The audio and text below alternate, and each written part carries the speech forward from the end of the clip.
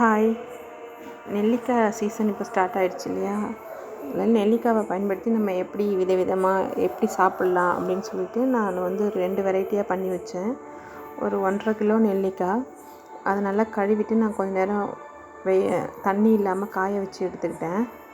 இதுக்கப்புறம் நம்ம அதை இட்லி பானையில் வச்சு நல்லா அவிச்சிக்கலாம். இட்லி பானையில் நம்ம இட்லி வேக வைக்கிற மாதிரி மேலே ஒரு 10 நிமிஷம் நல்லா வேக விட்டிங்கன்னா சுத்தமாக வெந்துடும். இந்த மாதிரி நல்லா வெந்ததுக்கு அப்புறமா இந்த நெல்லிக்காவை நம்ம தேவையான அளவுக்கு ஃபஸ்ட்டு ஊறுகாய் பண்ணிக்கலாம். நான் நல்லெண்ணெய் ஒரு 100 கிராம் அளவுக்கு நல்லா காய வச்சுட்டு கடுகு உளுத்தம்பருப்பு போட்டு தாளிச்சிட்டு கருவேப்பிலை போட்டுக்கோங்க. போட்டுட்டு கடுகும் வெந்தயமும் வறுத்து நான் ஆல்ரெடி வந்து பொடி பண்ணி வச்சுருக்கேன் ஊறுகாய்க்கு.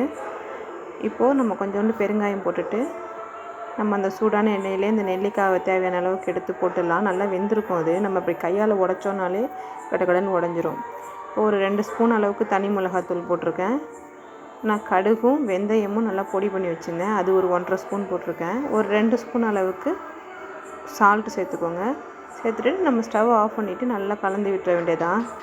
இந்த ஊறுகாய் நமக்கு வந்து ரொம்ப நாள் வரைக்கும் வரும். ஏன்னா சுத்தமாக நமக்கு தண்ணியே இல்லாததுனால நமக்கு இந்த வெயில் காலத்தில் வந்து இது நமக்கு ரொம்ப யூஸ் ஆகும். அந்த டைமில் நமக்கு கிடைக்காது. இப்போ சீசன் இருக்கும்போது நம்ம இந்த மாதிரி பண்ணிவிட்டு ஒரு பீங்கான் ஜாடியில் அடைச்சி வச்சிட்டோம்னா நமக்கு அப்போ யூஸ் ஆகும். இப்போ நல்லா கலந்து விட்டுட்டு நான் வெயிலில் வைக்கிறேன். ஒரு 2-3 நாளைக்கு நம்ம நல்லா வெயிலில் வச்சுட்டு அதுக்கப்புறம் நம்ம வந்து ஜாடியில் எடுத்து வச்சிடலாம். நான் பாதி நெல்லிக்காவை இந்த மாதிரி பண்ணியிருக்கேன். மீதம் பாதி நெல்லிக்காவை வந்துட்டு நான் ஸ்வீட் போட்டு பண்ண போகிறேன். தேன் நெல்லி மாதிரி தான், ஆனால் நான் வந்துட்டு வெல்லத்தில் பண்ண போகிறேன். அது வந்து குழந்தைங்களுக்கு ரொம்ப பிடிக்கும். நம்ம வந்து அட் டைமில் ஒரு 4-5 கூட சாப்பிட்லாம்.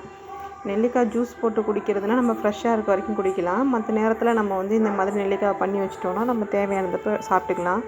நான் ஒரு அரை உருண்டை வெல்லம் அளவுக்கு வெல்லத்துக்கு பாகு போட்டிருக்கேன். ஒரு 1/2 கிலோ அளவுக்கு நமக்கு நெல்லிக்காய் இருக்குது.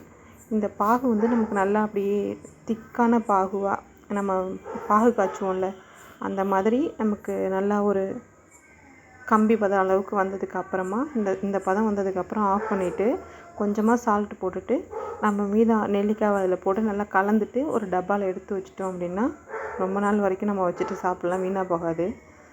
இப்போ நமக்கு தேன் நெல்லின்னு சொல்லிட்டு கடையிலலாம் விற்கிறதே பார்த்திங்கன்னா இந்த மாதிரி நமக்கு வெல்லத்தில் போட்டு தான் விற்கிறாங்க. சூப்பராக இருந்துச்சு. நீங்கள் ட்ரை பண்ணி பாருங்கள். இப்போது நெல்லிக்காய் சீசனுங்கிறதுனால இந்த மாதிரி ட்ரை பண்ணி எடுத்து வச்சிட்டிங்க அப்படின்னா நமக்கு தேவையானப்போ எடுத்து சாப்பிட்லாம். சூப்பராக இருந்துச்சு. ட்ரை பண்ணி பாருங்கள். தேங்க்யூ.